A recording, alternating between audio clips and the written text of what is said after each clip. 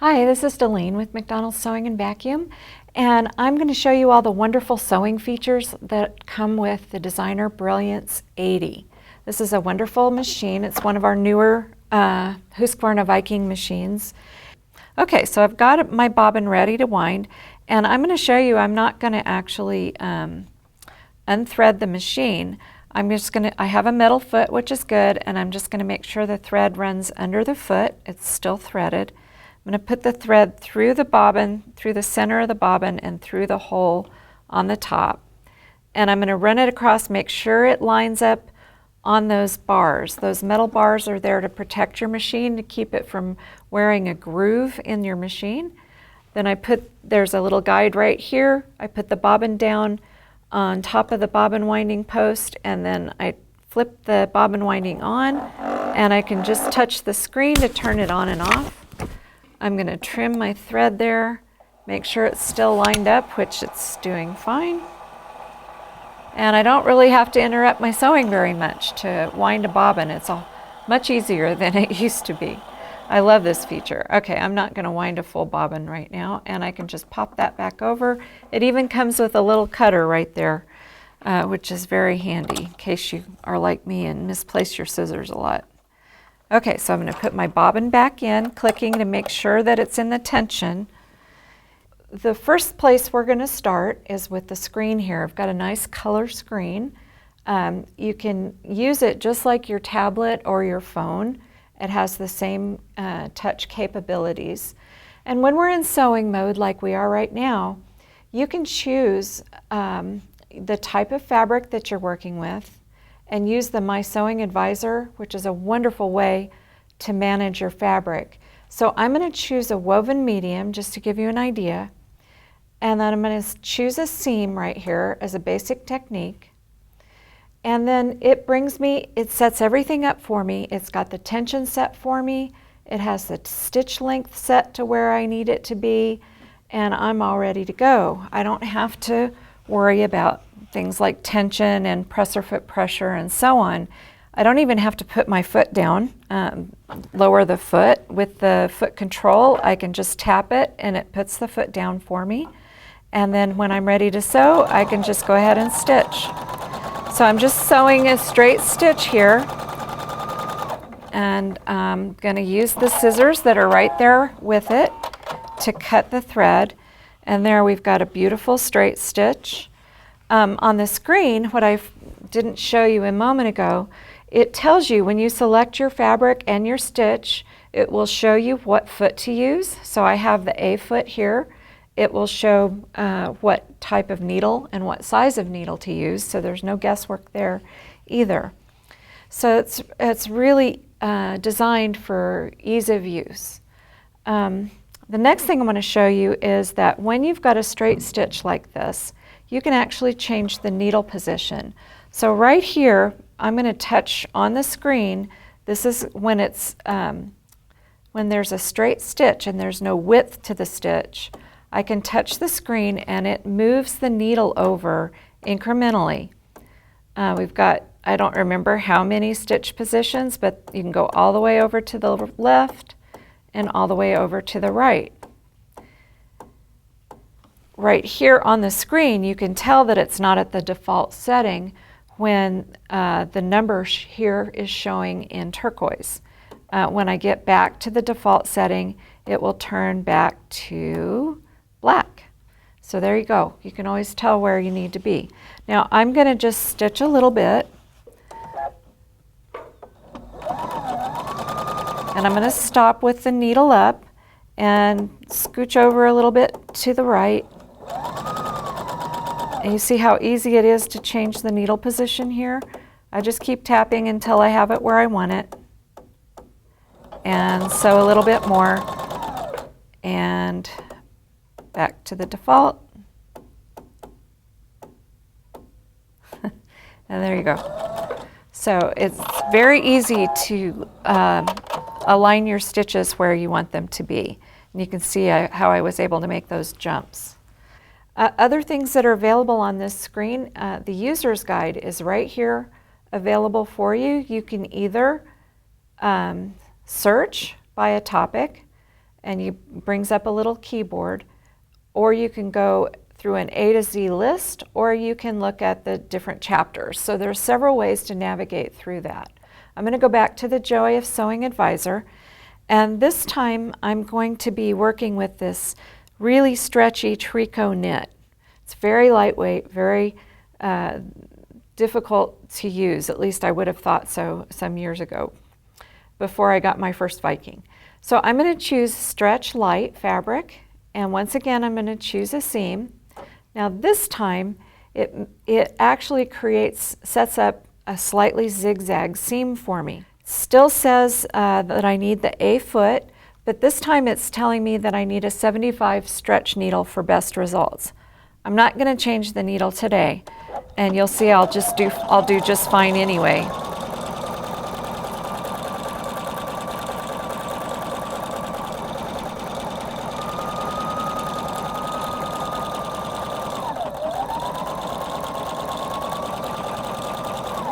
And what's nice is I didn't have to push or pull on that fabric at all. The machine fed it through beautifully, and I've got a nice stretchy stitch that's not going to pop the stitches when I put that on.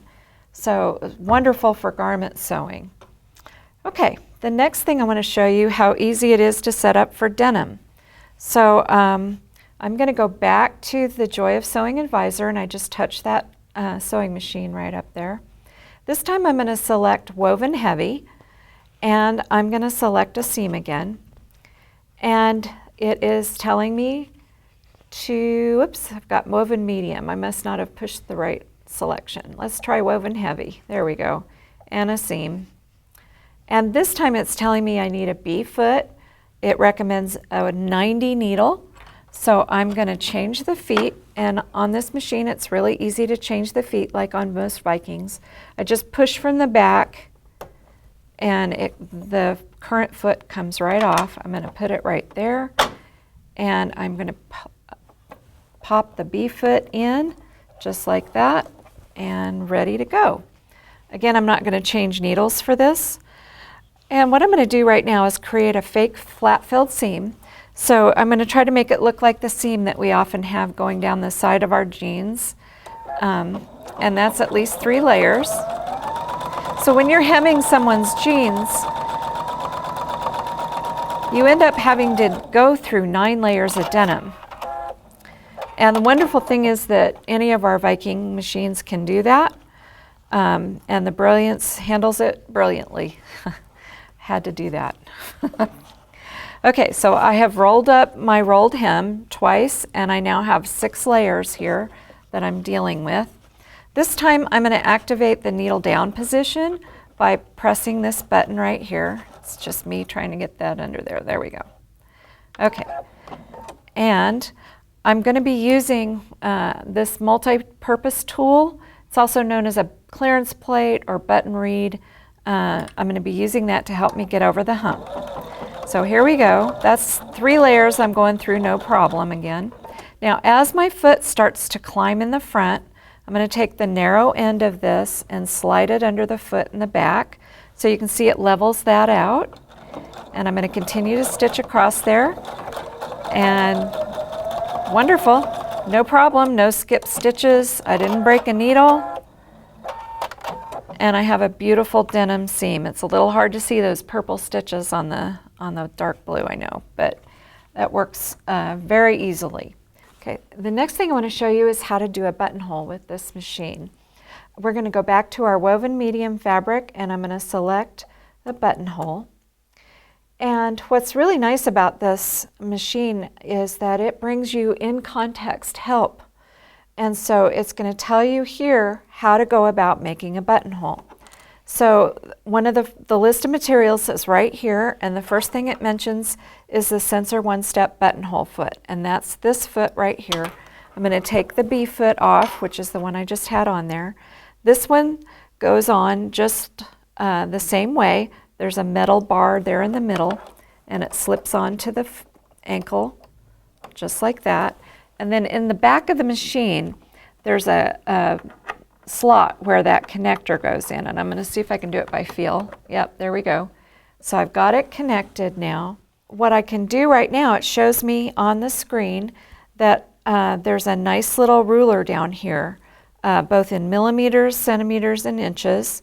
And I need to measure my button in millimeters. Now you can switch to inches if you really prefer it, but most people end up switching back to millimeters and centimeters because we're more used to using that in sewing than we realize. Okay, so this button looks like it's about 19 millimeters, and right here on the screen where the button is and the 14, this is the size, so I can adjust that until I get 19 millimeters, and then it tells me that to go ahead and sew. But the nice thing here is we actually have a little video, and it's going to show you in a video. There's no words because they do this for many different languages around the world. So you put your interfacing in your fabric, you put the buttonhole foot on the way we did. You line up the white line with the little crown on the wheel, and I'll show you that in a minute. And then it shows you how it's going to stitch. It goes backwards first and then forwards each time. So there you go. If you weren't sure how to do it, you've got a little video just right there at your fingertips. And I'm going to just move that out of my way for right now. Okay, so as I mentioned, the machine is going to go backwards first. So you need to align your fabric in a way that, that will put the buttonhole where you want. So normally you would mark on your fabric where you want to line up your buttonhole. And the really most important thing right here is that you turn this wheel. There's a little white area on the wheel, on the left side of the wheel. You need to make sure that the white line here is lined up with that little white crown. And what I'm going to do is make sure that I'm lined up so that when it starts sewing, it's going to go backwards first. There we go. And then it comes forward. And then it goes to do the other side. The reason it does this is so that we get a perfectly symmetrical buttonhole.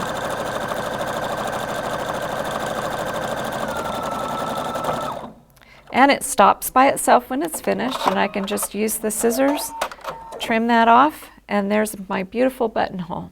Just take a little seam ripper. Somebody taught me a trick a long time ago, putting a little needle right before the bar tack. Or not a needle, but you could use a needle, but use a pin there. Take your seam ripper and start at the bottom and just rip right through there. And the pin will keep you from going too far. There we go. I've got a perfect buttonhole for my button. And there's the button that it goes with. So that'll work just beautifully. So the next thing I want to show you is how to do an overcast, a seam and overcast at the same time. So we're going to go back to the Sewing Advisor. And this time I'm going to be using sweatshirt material and some ribbing. So it's knit or stretch. And I'm going to call it stretch medium. And then we're going to do the seam and overcast step there. Okay, and so once again, it's showing me what that's going to do. This is very simple, so there's just the one screen.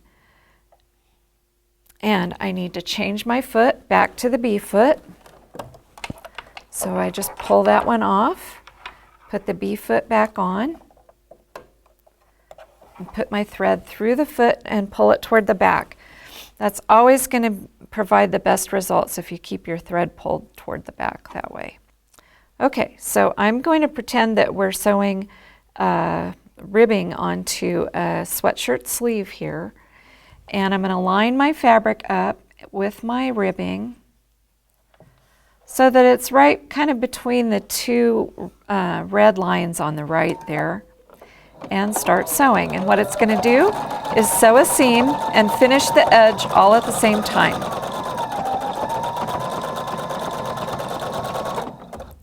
And if I stop with my needle down, it won't slip around on me while I adjust this. There we go. And then I can finish it. I don't have to, again, I don't have to push or pull or feed my fabric through it all. The machine does it beautifully. It's really powerful, so sometimes it's making my table shake. Okay, and then I cut my scissors. There's a beautiful seam. Flip it up, and a really nice professional looking seam and overcast. That's about as close as you can get to a serger without having a serger. Okay, and then in the basic sewing mode, I've got one more thing I want to show you. So I'm going to go back to the Joy of Sewing Advisor, and I'm going to show you how to do a blind hem. This is another one of those things where the video is very helpful. So I need to change my fabric too. I'm going to go back to woven medium, and we'll try that again. There we go. That's looking more like the blind hem I want to make. It shows you the list of materials that you need, and we need the blind hem foot D. So I'm going to get in here and grab the D foot, take the B foot off, and that goes on just like the other feet. I'm going to take my thread through the foot and to the back. And now I'm going to fold up my hem. And the nice thing here is that if you forget how to fold it, how to make the fold, there's a nice little video here that shows you how to do that. So it's a really great feature on this machine. Okay, I'm going to get that out of my way now, and I'm going to go ahead and sew. Now what I want to do is make sure this fold is lined up right closely to this D foot on the right side of the D foot. And I like to use the needle down position on this. And I'm just going to start sewing. It's going to sew stitches in the hem and reach over and grab just a bit of the fabric if I have it lined up right to make that hem. And it makes a nice blind hem if you do it well. It does take a little practice if you haven't done it for a while. So I know I didn't catch all of them stitches, so I only caught a couple actually. So why don't I just do that again? I was too busy talking to pay attention. So I'm going to stitch it one more time.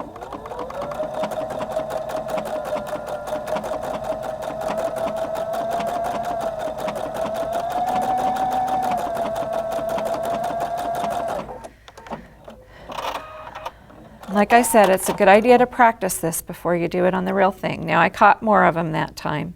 And so I've sewed my seam back here, and you can't even see that bright purple on the front in the few places where I've done it. So blind hem, it's a really wonderful thing to know how to do, not to have to do it by hand anymore. Happy sewing.